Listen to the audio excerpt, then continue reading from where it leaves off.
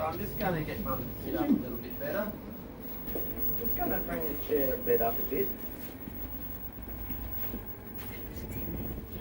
And bring this one up a bit. It's already up all the way.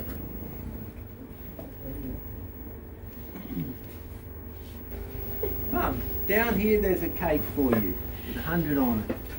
Okay, so what do we do? How do we get a cut? Where's the knife? Oh, hey, careful with that knife. Happy birthday to you. Happy birthday to you. Happy birthday, dear Rona. Happy birthday to you. Hooray! Hooray! Hooray! Hooray! Hooray! We're going to do 100. Likes the control. For she's a jolly old fellow. For she's a jolly old fellow. She's a jolly old fellow. And so say all of us. Say all of us. And so say all of us. For she's a jolly old fellow. For she's a jolly old fellow. For she's a jolly old fellow. And so say all of us. How do we put that out without blowing on the cake? Where's the altar boy? Where's the older boy snuffer? Go and get the snuffer, quick. You can put the candle out. Run, boy. You could.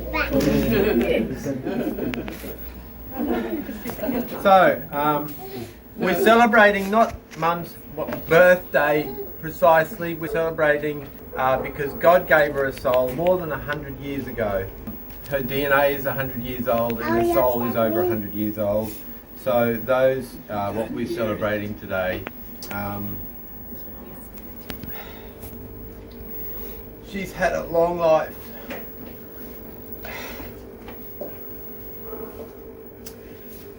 Back when Mum was born, you can put this, I'll snuffer it out. There we go, my privilege, snuffer it out.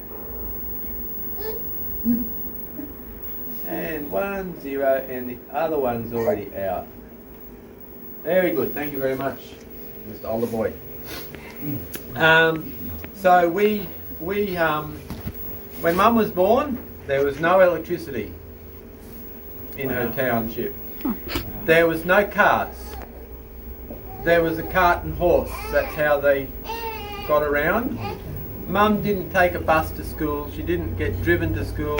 When she was in grade 1, she rode her horse to school. And it was about 7 miles down the mountain range from Sunrise Road in Yamundi, down in Noosaville, down to Yamundi State School. The school didn't have playing fields. They had a horse paddock. And so everybody brought their horses, they let them go. In the afternoon, you had to go home on the horse. The horse knew if it was a weekday or a weekend, and it wasn't going to be caught on a weekend. It was like, I don't go anywhere on a weekend, I stay home. So Mum has seen amazing changes through her life.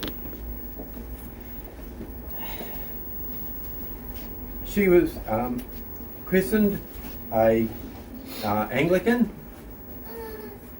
When she became an adult, she left the faith entirely. She embraced evolution and geology, and put Jesus, Santa Claus and the Easter Bunny all in the mythology basket and left them behind. God brought her back through personal illness to think about what happens in the future. It wasn't the illness that made her think about it, but the illness, she had to go and recuperate before an operation, and she saw the Seventh-day Adventist thing about what the end time might be. And from then, which was well before I was born, to now, she's been seeking truth, and she would go and look at what each of these religions, she's been through just about every church you can think of and audited their faith, their beliefs, and eventually she wound up in the Catholic Church because that's where truth took her. and not just the Novus Ordo Catholic Church, but the traditional one. And when the SSPX started to mix truth with error, Mum was quite firm. It needs to be truth or it's not worth it. You little kids, you should remember that. Truth matters. I would like to say that how she was very spiritual, of course I couldn't make out, and Stephen Joyner he has to interpret. I used to give confession and all that, but she would be happier, attending church services or catechisms rather than, complaining that she's too tired to attend and things like that.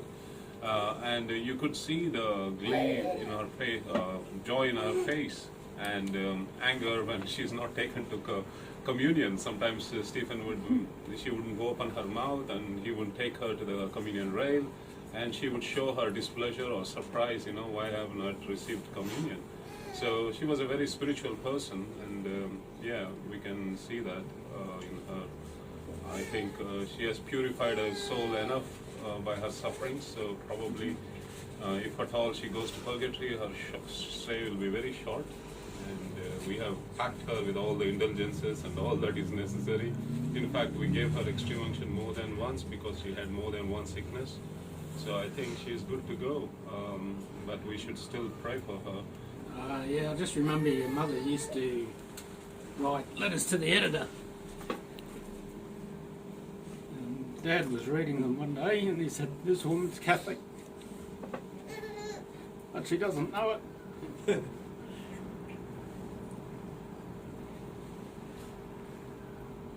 Eventually found your way to the faith. It was amazing when we first came across here to the traditional Catholic faith, the number of Catholics that knew Mum from back in the 1970s who we knew, like it was mutual knowing, and back then Mum was Protestant, they were Catholic, and we were like, they're nice people, maybe they'll be converted one day and become Protestants. And we came and they were here. We had Joe Orton, Mick O'Dowd, there were so many people, the Foxes, Joe Pointing. Joe and all were pointing. They were people which we knew back in the 70s and 80s who were Catholic, and they all just, they weren't the SSPX necessarily all at that stage, but they all came here because of the same thing. They were searching for truth, and it was such a knockout surprise. And then one day Jeremy Lee, a good Protestant, showed up at church. It was like, whoa, Jeremy Lee, what are you doing here? And he said, well, Bishop Williamson told me to pray the rosary. And so I need to become a Catholic. And it's like, he was a bloke who always sought after truth also. And it wasn't a surprise in that regard to see him here, but it was a surprise because it was the last person you expect, sort of like, and I've taken over your talk, but I just wanted to add those things in. But anybody else would like to say anything, or David, if you're finished? No? No? No, Bill, say something.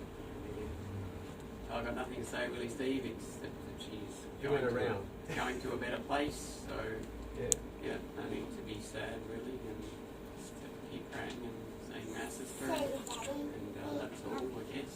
Yeah. Can't live here forever. Come around so that people can see. No, we have known Mrs. Joyner for more than 10 years now, and she has the pain. And she's very lucky that she can come home and be with the family.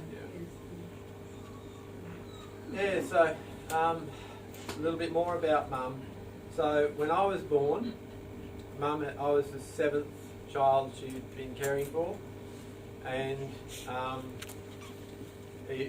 when I was 3-4 years old, Mum was confronted with stuff in school that she disagreed with, and she thought, oh, I'll just go and talk to the teacher and it'll be resolved. 21 years later, and countless media appearances and being known just by the name of Rona in the Courier Mail.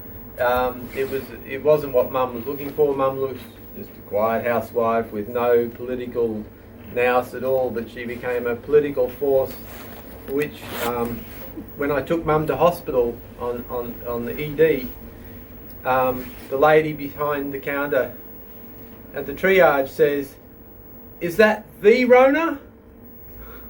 And like, that's from 50 years ago. Is that the Rona? And so that's the sort of impact Mum made on Queensland society back in the 70s and 80s and early 90s, that people still remember that she was a force which bureaucrats around Queensland and even around Australia were scared of. They would see Rona walk into the room and they'd pass and they'd say, "Rona, she's here!" They wouldn't even say Rona, she'd just say, "She's here!" What do we do? Because always Mum was searching for the truth and fiercely questioning anything that presented, trying to mix truth and error, fiercely against that. And she just took no nonsense from anybody. She was a mother hen protecting her chicks. Anything else you want to know? No? I think we're just here to celebrate a wonderful life. Yeah. So, thank you for coming. Thank you for making it special for Mum. Thank you.